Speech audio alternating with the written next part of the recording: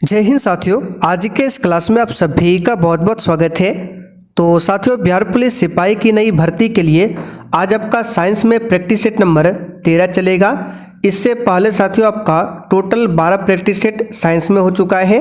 और साथियों, जिनका भी पहले का प्रैक्टिस सेट छूटा हुआ है इसके लिए अलग से प्लेलिस्ट बना हुआ है। आप लोग चैनल के प्लेलिस्ट में जाकर उन सभी वीडियो को देख सकते हैं। प्लेलिस्ट का लिंक आपको इसी वीडियो के नीचे डिस्क्रिप्शन बॉक्स में भी मिल जाएगा, वहाँ से क्लिक करके भी आप लोग जा सकते हैं। तो चलिए आज हम लोग प्रैक्टिस सेट नंबर 13 को सॉल्व करते हैं। तो फटाफट से आप लोग लाइव चैट के साथ जुड़ जाइए। तो साथियों, आज का पहला क्वेश्चन देखिए, कौन सी विद्युत चुंबकीय तरंग नहीं है? रेडियो, अवरक्त, ध्वनि या फिर डी परावैगनी। बिल्कुल टॉप लेवल का क्वेश्चन है। और साथियों, प्रत्येक स्टूडेंट को नीचे लाइव चैट में अपना अपना आंसर करना है, जिससे आप सभी का प्रॉपर तरीके से रिवीजन भी हो सके। चलिए बताइए क्वेश्चन 1 के लिए आंसर, इनमें से कौन विद्युत चुंबकीय तरंग नहीं है? तो साथियों, कल हमने आपको बताया था एक्स किरण के बारे में, गामा किरण के बारे में, दृश्य विकिरण के बारे में, अवरक्त किरण, माइक्रोवेव, रेडियो तरंग, ये सभी के सभी जो है विद्युत चुंबकीय तरंग है। तो यहाँ पर देखिए रेडियो दिया हुआ है, अवरक्त है, परावैगनी है, ये सभी क्या है? विद्युत चुंबकीय तरंग है। जबकि ध्वनि जो है ये विद्युत चुंबकीय तरंग नहीं है। यहाँ पर सी ऑप्शन आपका राइट आंसर है, ध्यान रखिएगा। अब यहाँ पे ध्वनि की बात करें तो ध्वनि किस प्रकार का तरंग है? तो ये अनुदैर्घ्य तरंग है। अनुदैर्घ्य तरंग, एक होता है अनुप्रस्थ तरंग और एक होता है अनुदैर्घ्य। अब अनुप्रस्थ तरंग की बात करें, इसका एग्जाम्पल क्या है? तो प्रकाश जो है, प्रकाश तरंग, ये अनुप्रस्थ तरंग है। जबकि ध्वनि तरंग क्या है? अनुदैर्घ्य तरंग है। चलिए क्वेश्चन नंबर देखिए 2, प्लांक नियतांक का मान जूल सेकंड में क्या होगा? चलिए बताइए क्वेश्चन 2 के लिए आंसर क्या होगा। और साथियों, अगर आप लोग सच में बिहार पुलिस की तैयारी करना चाहते हैं और इस बार 2025 में 100% सिलेक्शन लेना चाहते हैं तो आप लोग अभी से तैयारी में लग जाइए और डेली क्लास को अटेंड कीजिए। और जिन्होंने अभी तक इस कोर्स को परचेज नहीं किया है, फटाफट से आप लोग कोर्स को जाकर परचेज कर लीजिए। आपको चले जाना है प्ले स्टोर पर और सक्सेस वर्ल्ड MCQ नाम का एप्लीकेशन मिल जाएगा, या फिर इसका लिंक वीडियो के डिस्क्रिप्शन बॉक्स में है, जाकर इसको इंस्टॉल कीजिए। और ये हमारा व्हाट्सअप नंबर है, कुछ भी पूछना हो तो इस पर मैसेज करके पूछ सकते हैं। तो प्लांक नियतांक का जो मान होता है जूल सेकंड में 6.63 गुना 10⁻⁻34 जूल सेकंड होता है। तो यहाँ पर डी वाला ऑप्शन आपका बिल्कुल राइट आंसर है, ध्यान रखिएगा। क्वेश्चन नंबर 3, क्यूरी ताप का संबंध किससे है? चलिए बताइए क्यूरी ताप का संबंध किससे है? अच्छा, अगर आपसे क्वेश्चन पूछे कि दूरी का सबसे बड़ा मात्रक क्या होता है, तब आपका आंसर क्या होगा? पारसेक। कल हमने आपको बताया था दूरी का मात्रक प्रकाश वर्ष। तो प्रकाश वर्ष भी दूरी का मात्रक है, पारसेक भी दूरी का ही मात्रक है। जबकि पारसेक जो है ये दूरी का सबसे बड़ा मात्रक है। अब यहाँ से क्वेश्चन बनेगा कि 1 पारसेक में कितना मीटर होता है? इसको लिख लीजिए, ये क्वेश्चन आता है। 1 पारसेक में होता है 3.08 गुना 10⁻16 मीटर। और 1 पारसेक की बात करें, 1 पारसेक बराबर कितना प्रकाश वर्ष होता है? तो 3.26 लाइट ईयर, यानी कि प्रकाश वर्ष। तो 1 पारसेक बराबर इतना प्रकाश वर्ष और 1 पारसेक बराबर 3.08 गुना 10⁻16 मीटर। काफ़ी ज़्यादा इंपॉर्टेंट है, ध्यान रखिएगा। और देखिए साथियों, प्रश्न के साथ हम आपको जो भी एक्स्ट्रा फैक्ट को बताते हैं, अगर आप लोग लिखना चाहें तो लिख सकते हैं। वैसे भी इसका हम 1 लाइनर फॉर्म में नोट्स तैयार कर रहे हैं। जो भी एक्स्ट्रा फैक्ट को बताया जाता है सभी का बहुत ही अच्छे तरीके से इसका नोट्स तैयार कर रहे हैं। ये नोट्स आपको कोर्स में मिल जाएगा, तो फटाफट से जाकर आप लोग परचेज कर सकते हैं। तो क्यूरी ताप का संबंध यहाँ पे हो जाएगा आपका किससे? चुंबकीयता से। बी ऑप्शन यहाँ पर राइट आंसर है। चलिए आगे बढ़ते क्वेश्चन नंबर 4, यदि एक व्यक्ति एक समतल दर्पण की तरफ चाल से चलता है, यहाँ पे भी होगा, ठीक है, भी चाल से चलता है, तो उसे दर्पण में अपना प्रतिबिंब किस चाल से अपनी ओर आता प्रतीत होगा? तो आपने 10th क्लास में पढ़ा होगा। मान लीजिए समतल दर्पण है और समतल दर्पण के सामने अगर आप मान लीजिए भी चाल से चल रहे हैं तो प्रतिबिंब जो आएगा वो भी भी चाल से, लेकिन जब दोनों को जोड़ेंगे तो ये हो जाएगा 2v, यानी आपको प्रतीत होगा दोगुना स्पीड से। ठीक है, तो यहाँ पर आंसर हो जाएगा आपका ए ऑप्शन 2B, यानी समतल दर्पण में आप जितनी स्पीड से आएंगे उससे दोगुना प्रतिबिंब आपकी ओर आएगा। तो यहाँ पर आंसर आपका क्या हो जाएगा 2B। क्वेश्चन नंबर 5, अनुदैर्घ्य तरंग कौन सी है? अभी हमने थोड़ी देर पहले आपको बताया था अनुदैर्घ्य तरंग आपका ध्वनि तरंग होता है। अब ध्वनि तरंग इसमें से किसका एग्जाम्पल है? तो थर्मल विकिरण ये तो होगा नहीं, एक्सरे ये भी नहीं होगा, परावैंगनी किरण ये भी नहीं होगा, आपका भूकंप की किरण, इससे ध्वनि उत्पन्न होती है, तो ये आपका अनुदैर्घ्य तरंग के अंतर्गत में आ जाएगा, भूकंप की तरंगे। यहाँ पर डी ऑप्शन आपका राइट आंसर है, ध्यान रखिएगा। चलिए आगे बढ़ते हैं। क्वेश्चन नंबर 6, समुद्र का नीलापन निम्न के कारण होता है।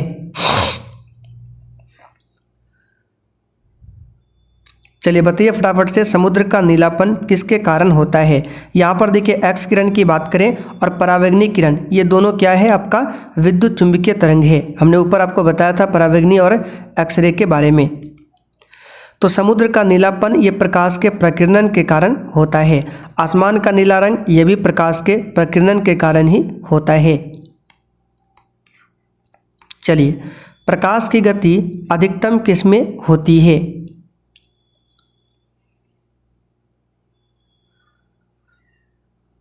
तो प्रकाश की गति सबसे अधिक होगा पानी में, ठीक है, क्योंकि पानी का घनत्व जो है तारपीन, ग्लास, नायलॉन इन सभी से कम होता है। तो यहाँ पर डी ऑप्शन आपका सही जवाब है, पानी।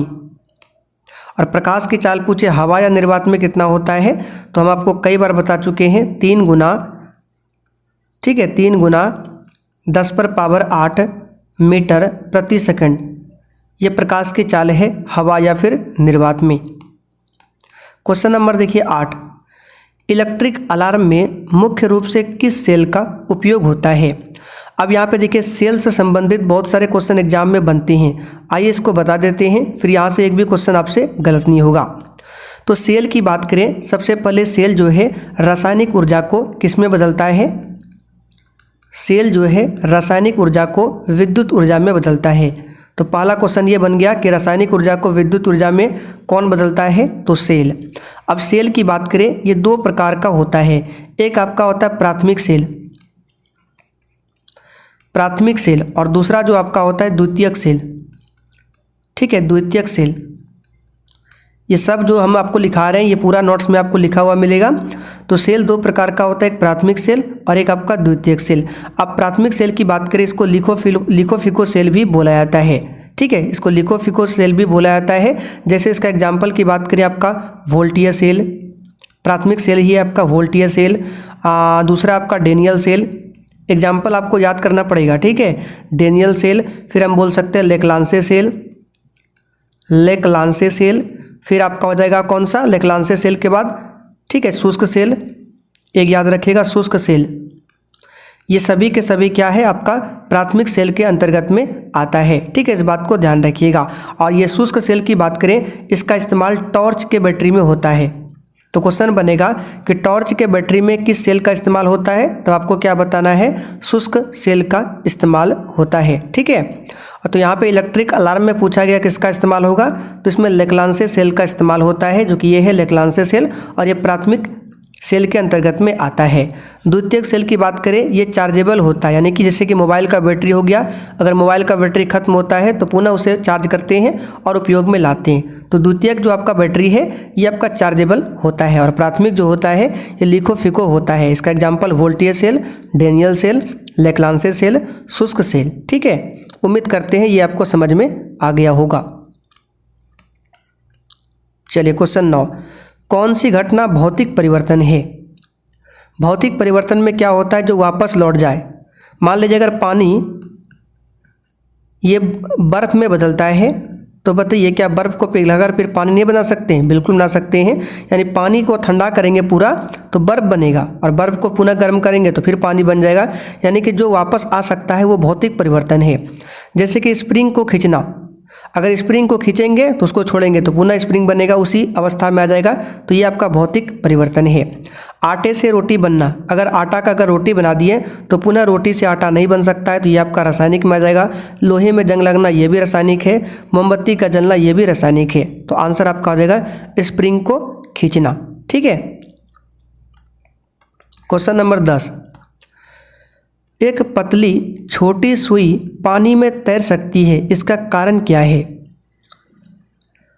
इसका कारण वही है आपका कौन सा? सतही तनाव। ठीक है, सतही तनाव के कारण एक पतली सुई जो है पानी में तैर सकती है। चलिए, मोटर कारों की हेडलाइट में किसका उपयोग होता है? और साथियों, साइंस की जो क्लास है आपको कैसा लगता है आप लोग कमेंट करके जरूर बताइएगा। मैं कमेंट पढ़ता हूँ, देखता हूँ आप लोग क्या क्या बात लिखते हैं। मोटर कारों की हेडलाइट में किसका उपयोग होता है? तो याद रखिएगा इसमें अवतल दर्पण। ठीक है, अवतल दर्पण का इस्तेमाल होता है। और साइड मिरर में, यानी कि जिस मिरर से हम लोग पीछे देखते हैं, साइड मिरर जो होता है इसमें उत्तल दर्पण होता है, जबकि हेडलाइट में अवतल दर्पण। जरा दृष्टि दोष के उपचार में किस दर्पण का इस्तेमाल होता है? चलिए, 12 के लिए आंसर बताइए। और आपकी जानकारी के लिए बता दें, बिहार पुलिस के एग्जाम में लगभग 30 से 35 क्वेश्चन डायरेक्ट फिजिक्स, केमिस्ट्री और बायोलॉजी से आता है। तो अभी हम लोग फिजिक्स के क्वेश्चन को कवर कर रहे हैं, फिर बायोलॉजी का होगा, फिर केमिस्ट्री का होगा, एक भी चीज़ आपका नहीं छूटेगा। तो जरा दृष्टि दोष, अच्छा यहाँ पे देखिए, एक आपका होता है दूरदृष्टि दोष, एक होता है निकट और एक होता है जरा। तो निकट दृष्टि दोष की बात करें, इसको भी जान लीजिए। निकट दृष्टि दोष, इसको बोला जाता है मायोपिया। ये भी नाम आपको ध्यान रखना जरूरी है। तो मायोपिया किसका ही नाम है? निकट दृष्टि दोष को ही इंग्लिश में मायोपिया कहा जाता है। और इसके उपचार के लिए अवतल लेंस का इस्तेमाल होता है। जबकि दूर दृष्टि दोष की बात करें, इसके उपचार के लिए उत्तल लेंस का इस्तेमाल होता है। दूर दृष्टि दोष को हाइपरमेट्रोपिया कहा जाता है, हाइपरमेट्रोपिया इंग्लिश में। ठीक है, और इसके इस्तेमाल के लिए उत्तल लेंस का इस्तेमाल होता है। ठीक है, तो यहाँ पे जरा दृष्टि दोष के उपचार में किस लेंस का इस्तेमाल होगा? यहाँ पे दर्पण दिया हुआ है, लेंस होगा। ठीक है, तो इसका आंसर हो जाएगा आपका बाइफोकल लेंस। डी वाला ऑप्शन आपका सही जवाब है, बाइफोकल लेंस। ठीक है, वैसे भी ये आंसर तो होगा नहीं क्योंकि यहाँ दर्पण दिया हुआ है। चलिए, चिमनी से धुआं किस सिद्धांत से बाहर निकलता है?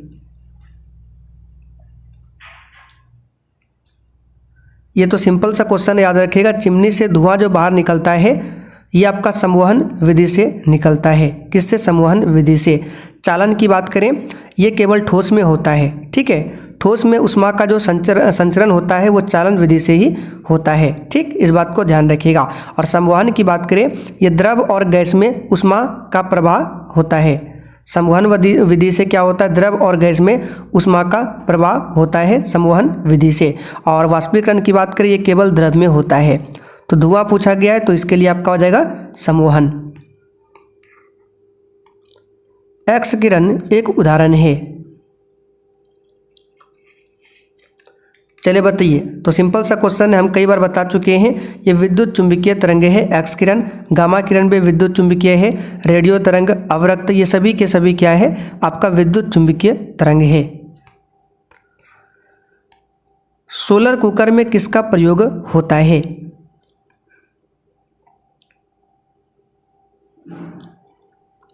तो साथियों, इसमें अवतल दर्पण का इस्तेमाल होता है सोलर कुकर में। सी ऑप्शन यहाँ पर सही आंसर है। टॉर्च में किस सेल का प्रयोग होता है? अभी हमने पहले थोड़ी देर पहले बताया था। टॉर्च में बताइए किस सेल का इस्तेमाल होगा? लेक्लांसे सेल, शुष्क सेल, ये सभी क्या है? प्राथमिक सेल है। तो बताइए आंसर क्या होगा? लेक्लांसे सेल। टॉर्च में किसका इस्तेमाल होता है? सॉरी, लेक्लांसे नहीं बताया था हमने, शुष्क सेल बताया था। ठीक है, टॉर्च में शुष्क सेल का इस्तेमाल होता है और लेक्लांसे सेल इलेक्ट्रिक घड़ी में। ठीक, चलिए क्वेश्चन नंबर 17, बैगनी रंग का तरंगदैर्घ्य होता है। तो बैगनी कलर का जो तरंगदैर्घ्य है सबसे कम होता है। ठीक है, भले ही तरंगदैर्घ्य सबसे कम होता है लेकिन इसका प्रकीर्णन सबसे अधिक होता है। किसका? बैगनी कलर का। बैगनी कलर का ऊर्जा भी सबसे अधिक होता है, आवृत्ति भी सबसे अधिक होता है, प्रकीर्णन भी अधिक होता है। ठीक है, केवल तरंगदैर्घ्य कम होता है। और लाल का क्या होता है? तरंगदैर्घ्य सबसे अधिक होता है, जिसके कारण लाल का ऊर्जा कम होगा, आवृत्ति कम होगा, प्रकीर्णन कम होगा। अपोजिट होता है, ध्यान रखना है। चलिए, विद्युत इस्त्री में क्या उपयोग होता है? आंसर है नाइक्रोम का तार। टंगस्टन का इस्तेमाल होता है कहाँ पर, तो विद्युत बल्ब के फिलामेंट में, ठीक है, विद्युत बल्ब के फिलामेंट में। अच्छा, टंगस्टन की बात करें जिसको W से सूचित किया जाता है, इसका प्रतिरोध क्या होना चाहिए, तो इसका प्रतिरोध और गलनांक दोनों उच्च होना चाहिए, किसका, टंगस्टन का। ठीक है, ये क्वेश्चन आता है कि बताइए टंगस्टन का क्या क्या होना चाहिए, तो प्रतिरोध और गलनांक दोनों क्या होना चाहिए, उच्च होना चाहिए। आगे देखिए, ट्रांसफार्मर का उपयोग किया जाता है। चलिए बताइए क्वेश्चन 19 के लिए आंसर क्या होगा। तो साथियों, ट्रांसफार्मर जो है ये केवल AC करंट पर काम करता है। AC करंट पर, AC का मतलब बोलता है अल्टरनेटिव करंट, हिंदी में प्रत्यावर्ती धारा। चलिए क्वेश्चन 20, गुरुत्वाकर्षण G का मान क्या है। यहाँ पे गुरुत्वीय त्वरण होना चाहिए, ठीक है, छोटी जी को गुरुत्वीय त्वरण कहते हैं और बड़ी जी को गुरुत्वाकर्षण नियतांक। बड़ी जी का मान हर जगह क्या होता है, बराबर होता है, जैसे कि इसका मान 6.67 गुना 10⁻⁻11 न्यूटन मीटर स्क्वायर प्रति kg स्क्वायर, ये बड़ी जी का मान है जो कि सभी जगह यही होता है। जबकि छोटी जी का मान की बात करें, ये हर जगह अलग अलग होता है। इसका नॉर्मल याद रखिएगा 9.8 मीटर प्रति सेकंड स्क्वायर होता है, ठीक है, 9.8 मीटर प्रति सेकंड। यहाँ पे माइनस होना चाहिए। चलिए, अगर माइनस नहीं लगाएंगे तो इस तरह से होना चाहिए 9.8 मीटर प्रति सेकंड स्क्वायर, या इसको इस तरह से लिख सकते हैं 9.8 मीटर सेकंड पर पावर -2, इस रूप में लिखें या फिर इस रूप में, तो इसको सही कर लीजिएगा, -2 होगा यहाँ पे। आगे देखिए, अवस्रव तरंगों की आवृत्ति होती है। देखिए, ये क्वेश्चन को आज हम तीसरी बार आपको बताने वाले हैं। अब तक तो आप लोगों को याद भी हो गया होगा। हमने आपको बताया था 3 प्रकार का तरंग, अवस्रव जिसको हम लोग नहीं सुन सकते हैं, और अवस्रव को बोला जाता है इंफ्रासोनिक, ठीक है, और इंफ्रासोनिक जो है 20 हर्ट्ज से कम का होता है ये साउंड।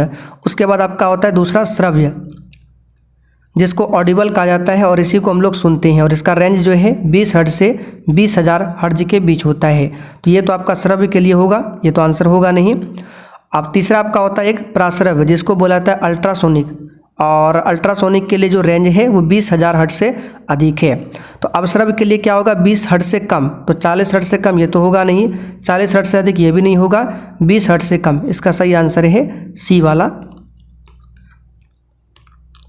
विद्युत मोटर एक परिवर्तित करने वाला युक्ति है।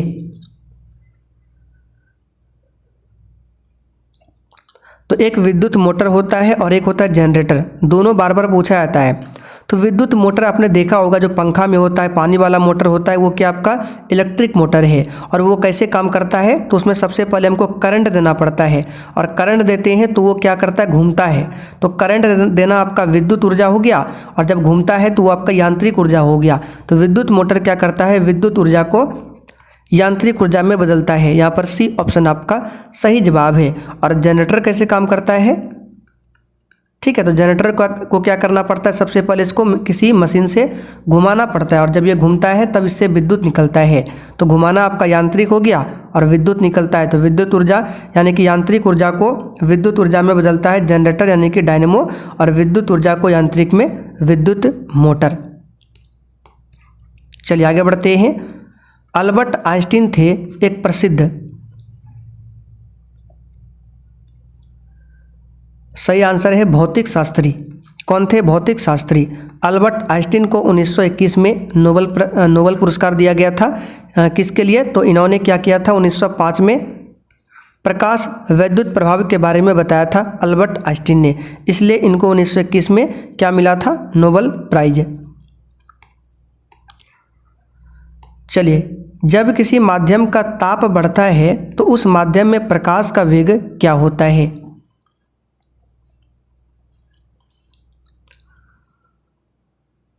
चलिए बताइए। अब यहाँ पर ध्यान दीजिए, यहाँ पर ध्वनि की बात नहीं की जा रही है, प्रकाश है, तो इसका आंसर क्या होगा, इस पर ताप का कोई भी प्रभाव नहीं पड़ता है प्रकाश पर। तो क्या होगा, प्रकाश का वेग जो है जैसे है वैसे रहेगा, यानी अपवर्तित रहेगा। लेकिन ध्वनि रहेगा तो क्या हो जाएगा, तो ध्वनि रहने से आपका हो जाएगा, बढ़ जाएगा। अगर मान लीजिए किसी माध्यम का ताप बढ़ता है तो उस माध्यम में ध्वनि का वेग बढ़ जाएगा, क्या होगा, ताप बढ़ेगा तो ध्वनि का वेग बढ़ेगा, लेकिन प्रकाश पर ताप का कोई प्रभाव नहीं पड़ता है, तो आंसर क्या होगा, अपवर्तित रहता है। डायनेमो वह यंत्र है जो निम्न को परिवर्तित करता है। तो अभी हमने आपको बताया था डायनेमो को पहले घुमाना पड़ता है, यानी कि यांत्रिक ऊर्जा देना पड़ता है, तो वो विद्युत निकालता है। तो बी ऑप्शन यहाँ पर सही है। आगे देखिए, गैल्वेनीकृत लौह चादरों पर निम्न की परत चढ़ी होती है। तो गैल्वेनाइजेशन प्रक्रिया में क्या होता है, आपने 10th क्लास में पढ़ा होगा। इसमें जस्ता का लेपन किया जाता है, जिसको यशद लेपन भी बोला जाता है, हिंदी में यशद लेपन। तो यशद लेपन में किस चीज़ का लेप चढ़ाया जाता है, तो जस्ता धातु का, जिससे जंग नहीं लगता है, किसमें, लोहा में। तो यहाँ पर सी ऑप्शन आपका सही जवाब है, जस्ता। चलिए क्वेश्चन नंबर 27, उपकरण जो वायु दाब मापन हेतु प्रयुक्त होता है वह कौन सा उपकरण है।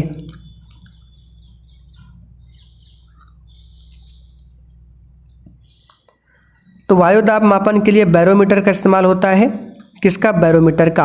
अच्छा, बैरोमीटर का आविष्कार किसने किया था, ई टोरिसेली ने। नाम लिख लीजिए, पूछा जाता है।